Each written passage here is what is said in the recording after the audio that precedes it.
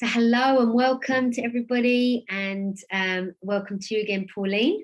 Really lovely to be talking a little bit about how our mind works and the role of thoughts and the role of the psychological system behind our habits and behind our addictions. And we did a little introduction last week. And I'm going to hand it over to you actually to just sort of we just touched on a few little things that we'd like to talk about. I know that you said we were talking about the illusion of the sun rising and the sun setting, and I pointed to that, and you said, oh, you've got something to share about that. So I'm going to hand it over to you, let you take it away.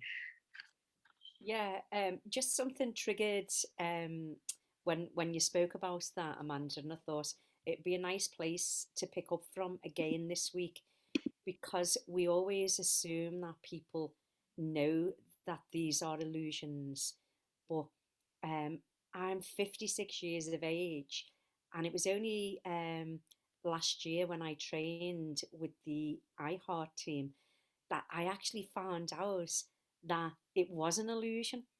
So when we say illusion, people read into that in interpret that in different ways. So for me, I wanted to just look at it a little bit deeper because when when I like you, we live on the coast, we live on in Hightown, so we walk the dog all of the time, and in our early morning walks, and we're seeing the sun coming up.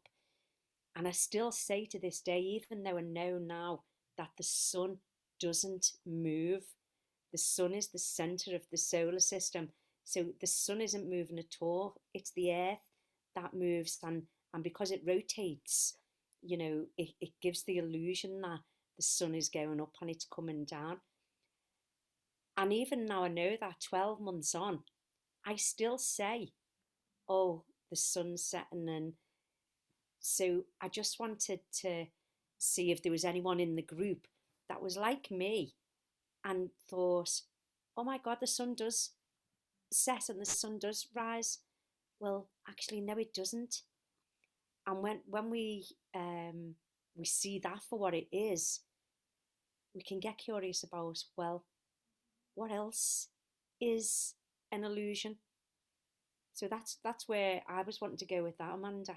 I love that, and I sort of remember myself. I don't know how long ago it was, maybe 10 years or so when I first heard that.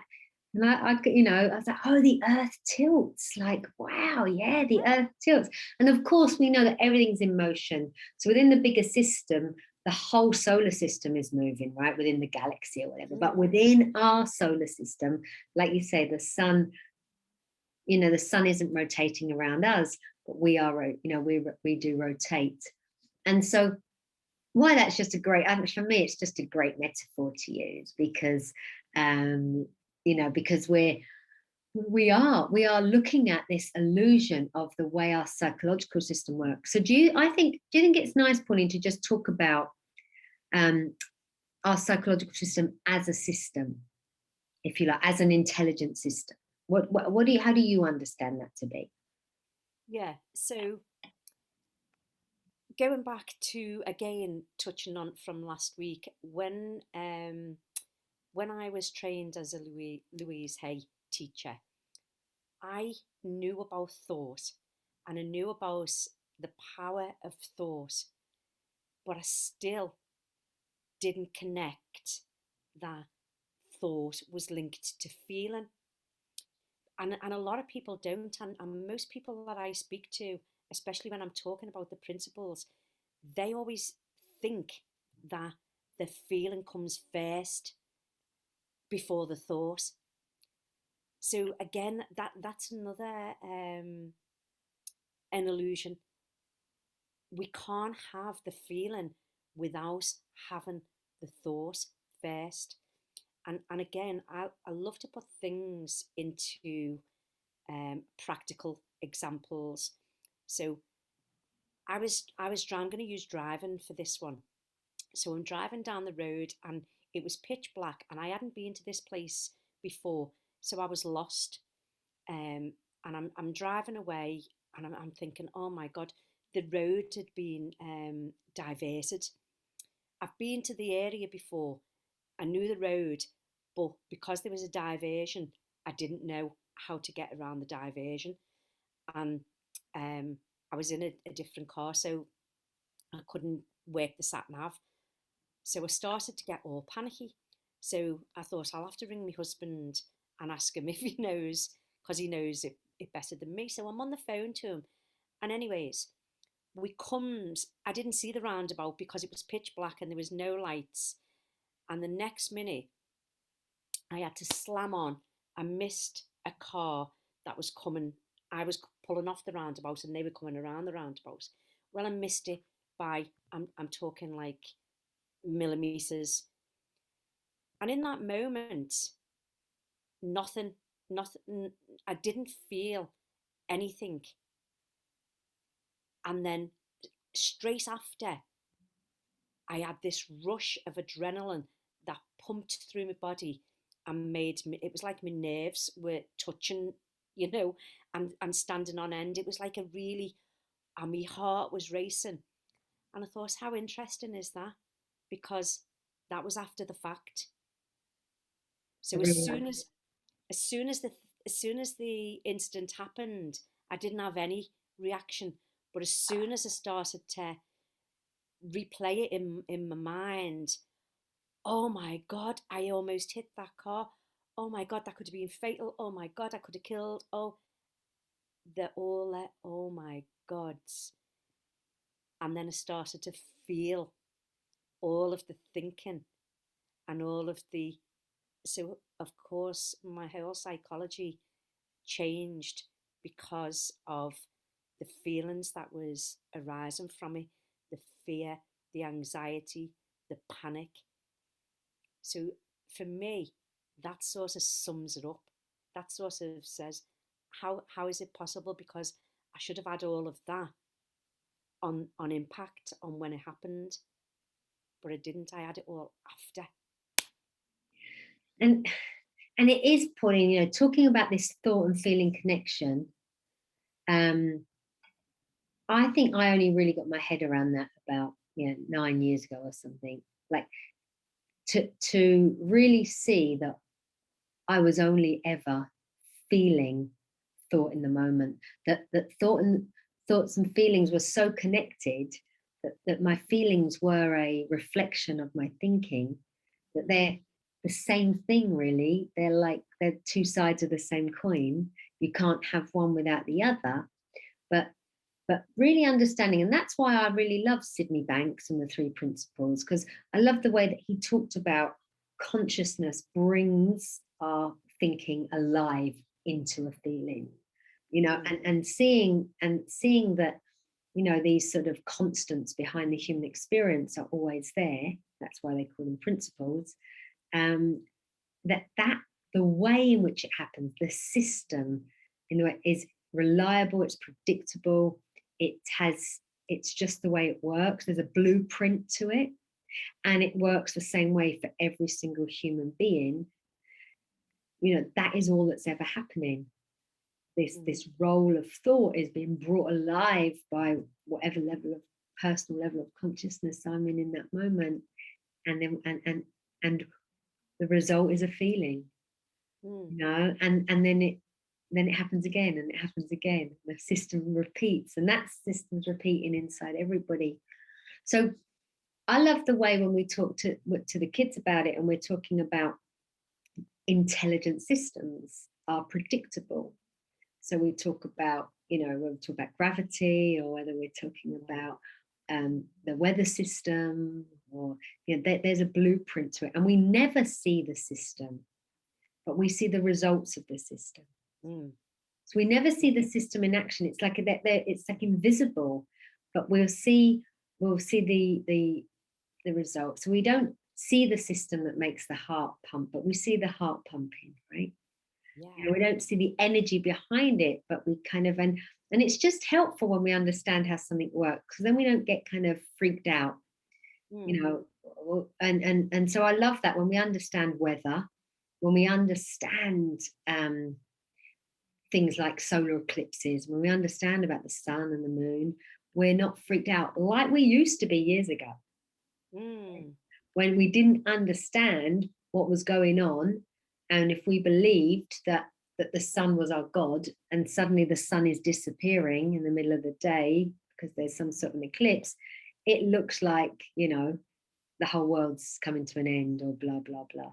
And so I love talking about that, and we talk about that with the kids. We talk about all the sort of rituals and things that people used to do years ago, and it really looked like, whether they were doing a rain dance or whether they were sacrificing, whether it was, sacrificing animals or wherever it was, so that the sun would come back.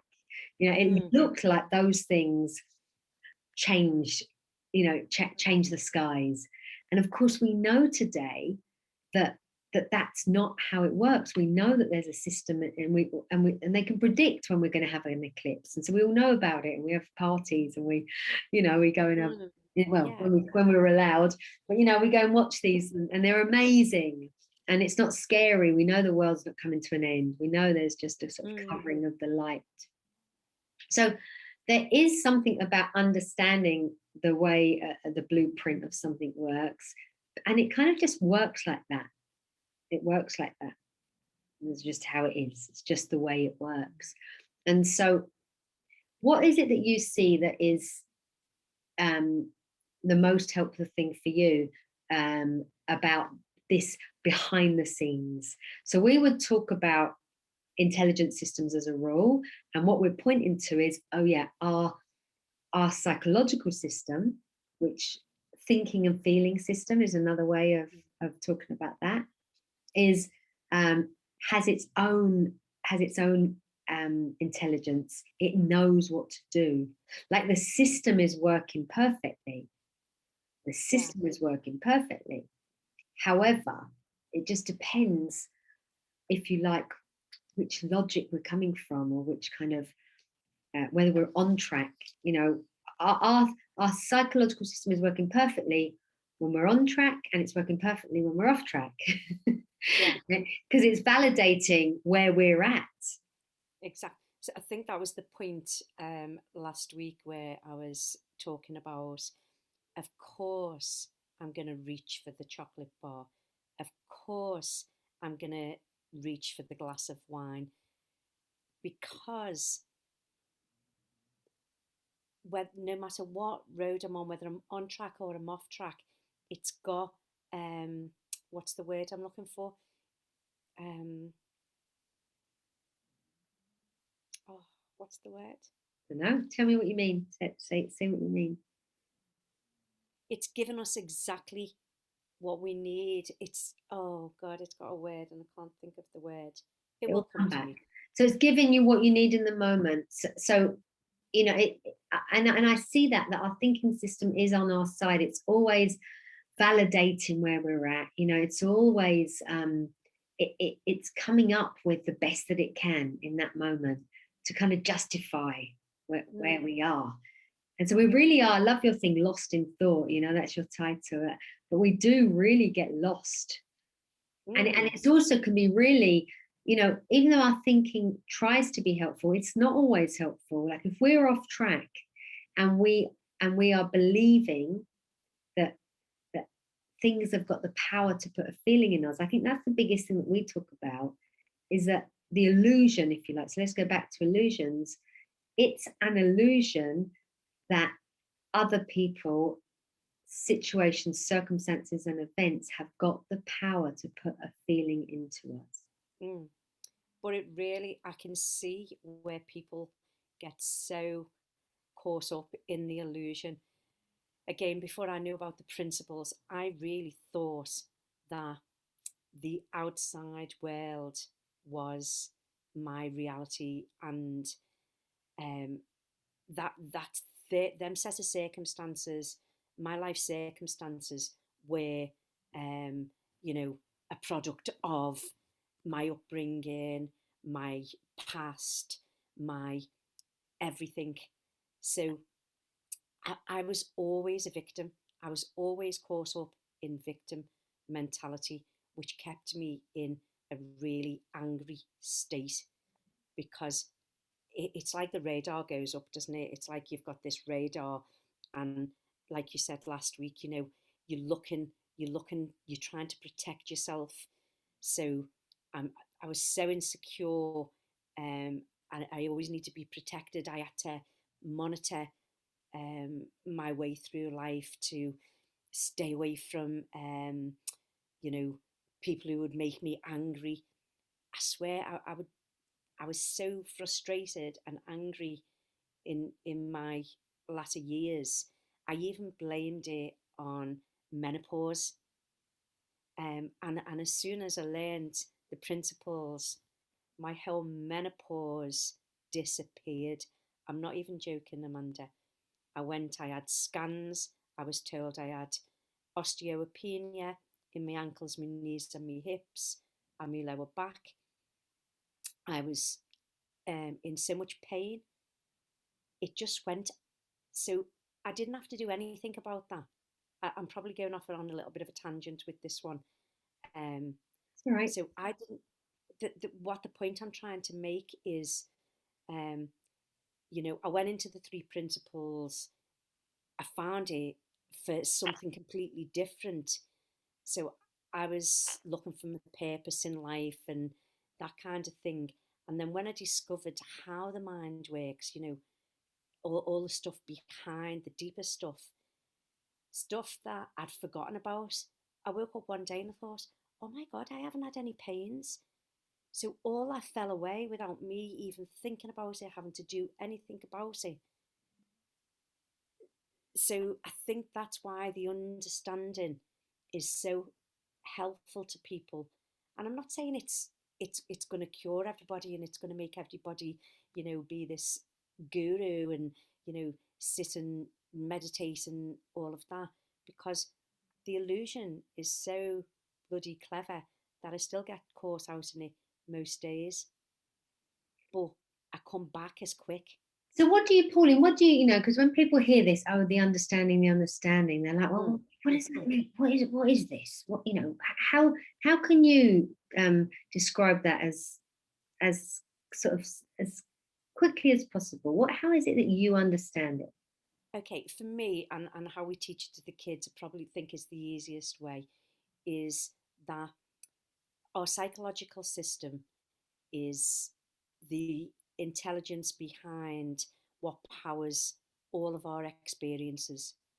So we have a thought that drops into our psychological system, like we said last week, not not brain, mind, the intelligence, the thing that's plugged in, like my computer's plugged into the wall.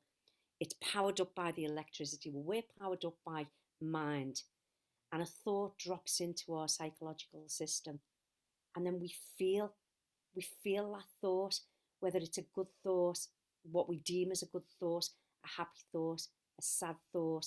So if I get a thought now that um, oh an anxious thought, then of course I'm going to feel anxiety because that's what's appeared in my system.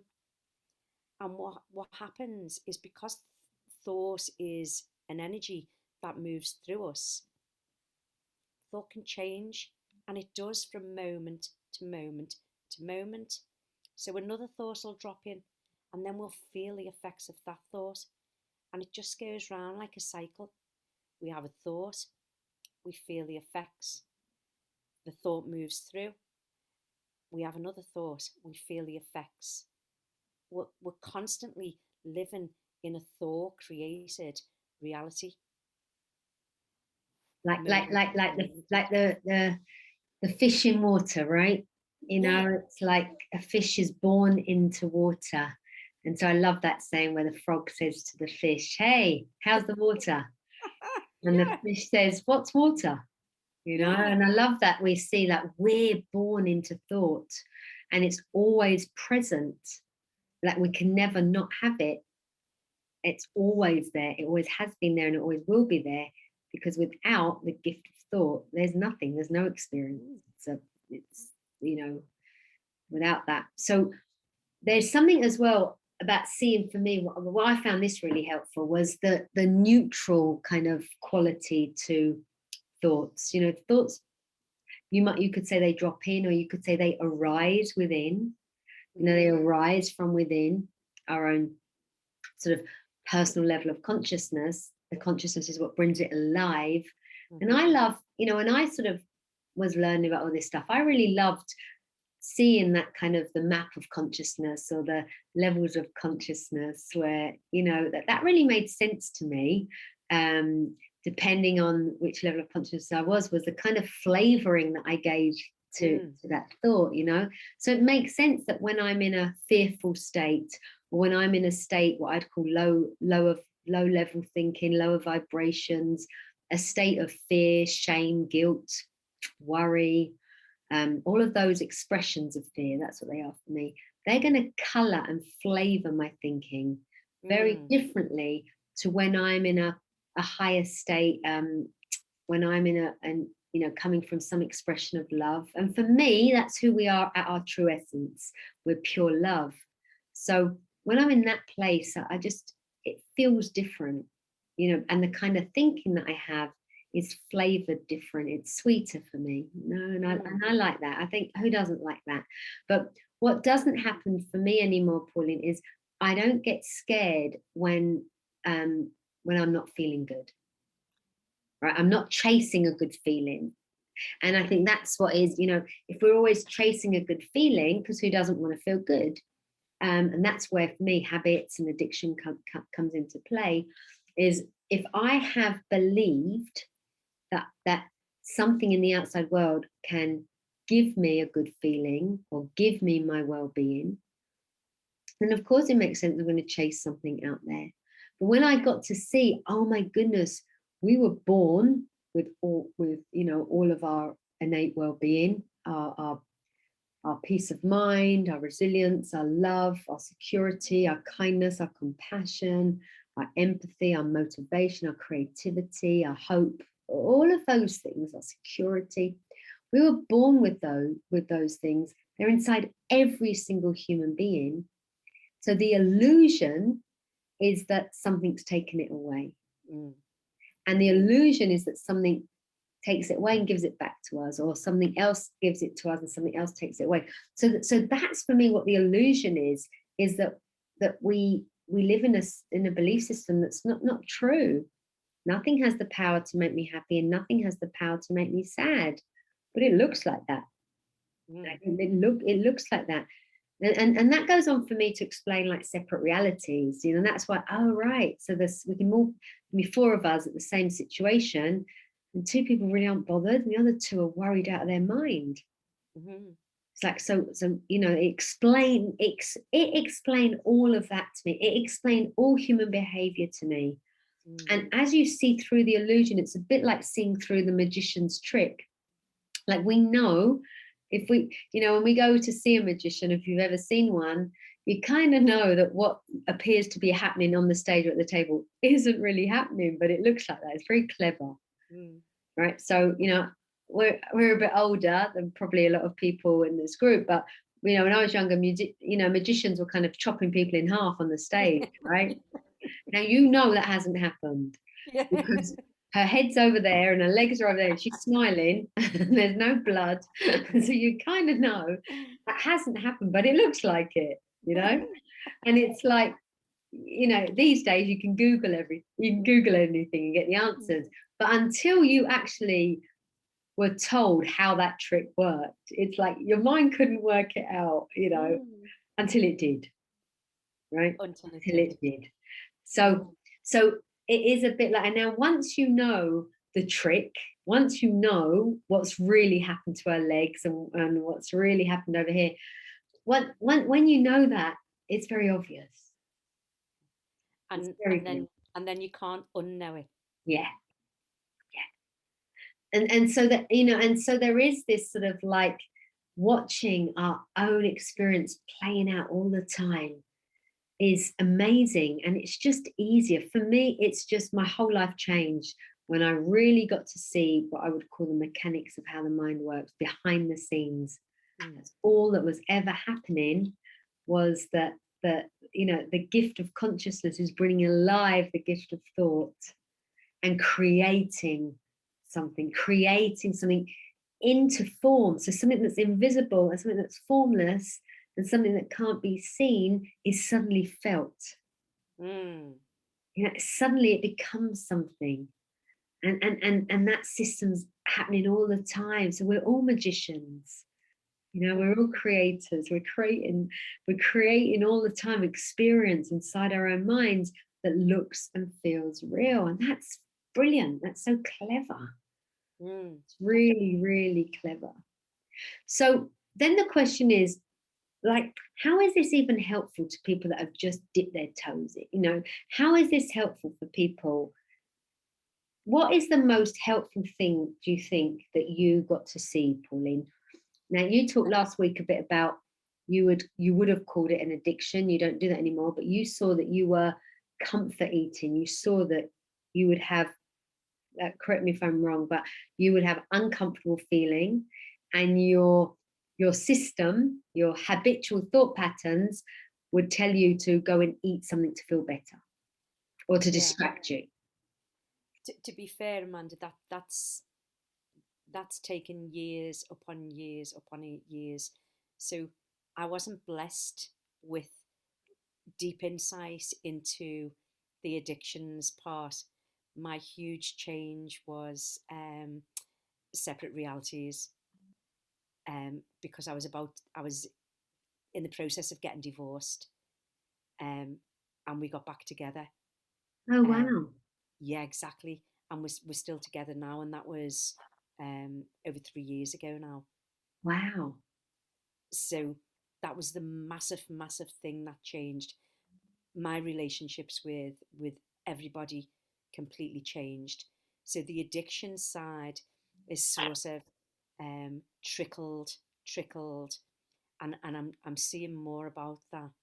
The more um, curious that I'm getting, and this is the thing, we we forget that this amazing psychological system working in the background is invisible. So we think we start putting our hands in and meddling and start going intellectually and trying to figure things out. And as soon as we try to do it through the intellect, we completely lose the whole um, purpose of, the spiritual side of it. So I understood it intellectually, habits and addictions, but I wasn't feeling it on a deeper. I hadn't seen it at that point.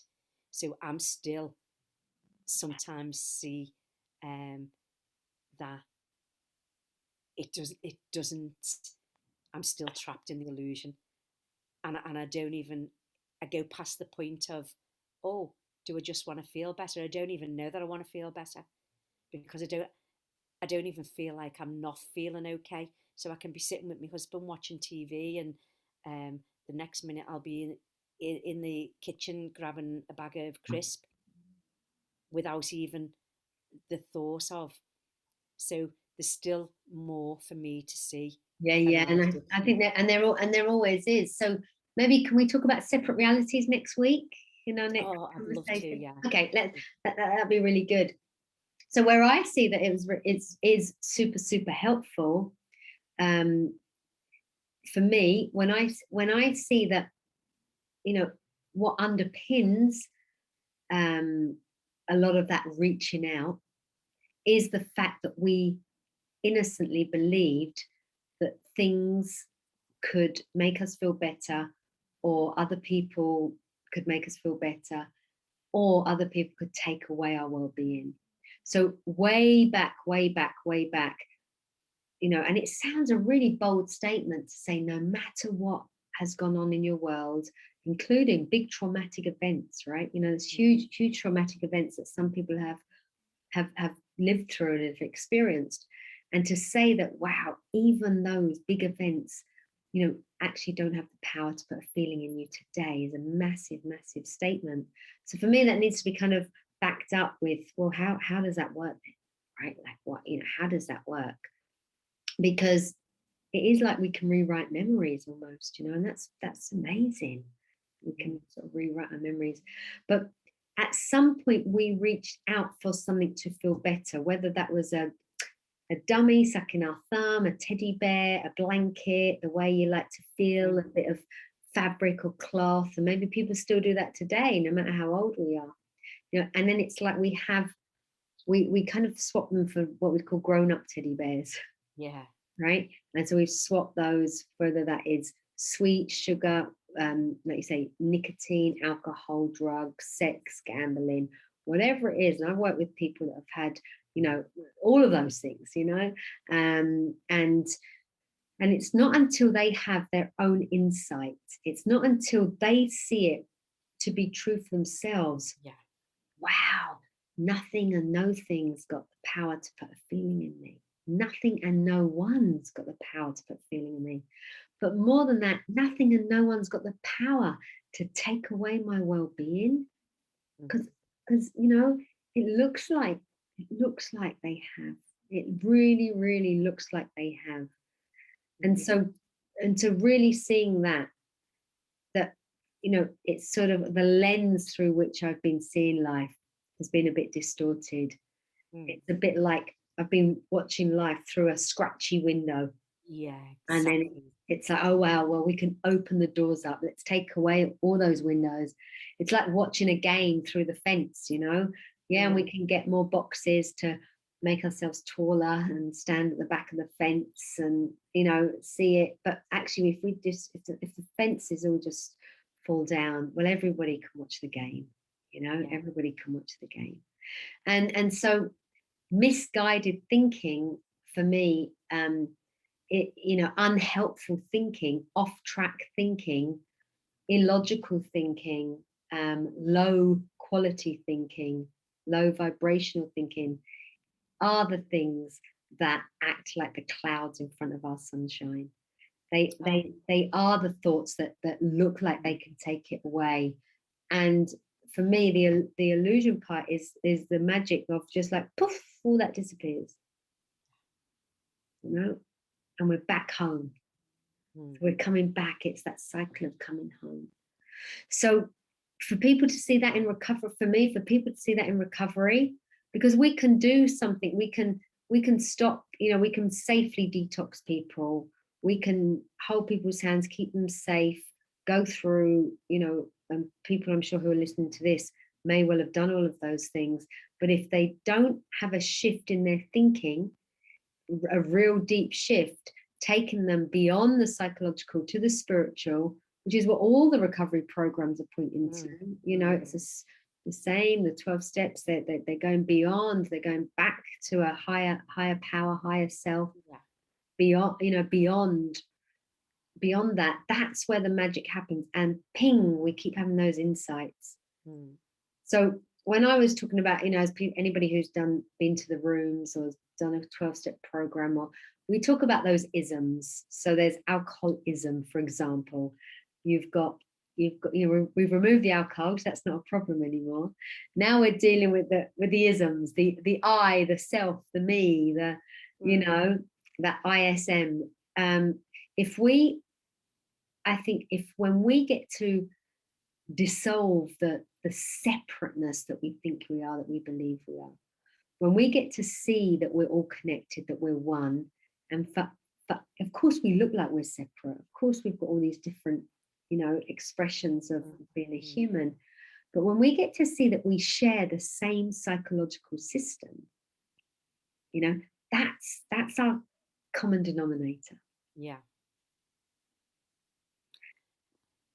I think this might be a good place to end, Amanda, because I'm worried that people won't watch the videos if we make them too long. And I understand that. So let's say cheerio and talk about separate realities next week.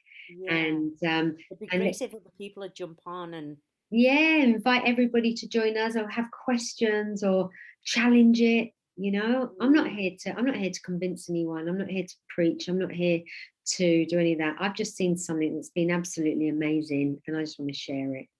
So, Pauline, thank you for the conversation. And I'll see you next Monday then, 7:00 UK time. Anybody who's watching this that wants to join on, just contact myself or Pauline, and we'll give you details, and feel feel free to join in this conversation. Yeah. Okay. Thanks, everybody. Then I'll just end this, and we'll speak to you next week or whenever. Bye, Pauline. Bye.